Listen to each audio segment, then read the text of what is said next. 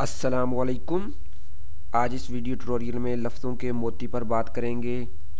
अगर तुम हक़ से मुँह फेरोगे तो अल्लाह ताला तुम्हारे बदले दूसरी कौम को खड़ा कर देगा और वो लोग तुम जैसे नहीं होंगे। ये हज़रत मोहम्मद सल्लल्लाहु अलैहि वसल्लम ने फरमाया। नंबर 2, हर आदमी की राय उसके ज़ाती तजर्बे के मुताबिक होती है। ये हज़रत अली रज़ी अल्लाह ताला अन्हा ने फरमाया। नंबर 3, हमारी क़ुव्वत, तरक्की व मज़बूती, तहज़ीब और इंसानियत का रास्ता इस्लाम का रास्ता है और इस्लाम तमाम इंसानियत के लिए राह निजात है। ये मोहम्मद कुतुब रहमतुल्लाह अलैहि ने फरमाया।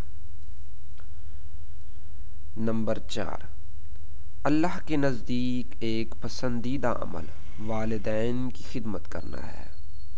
ये हज़रत जुनैद बगदादी रहमतुल्लाह अलैहि ने फरमाया।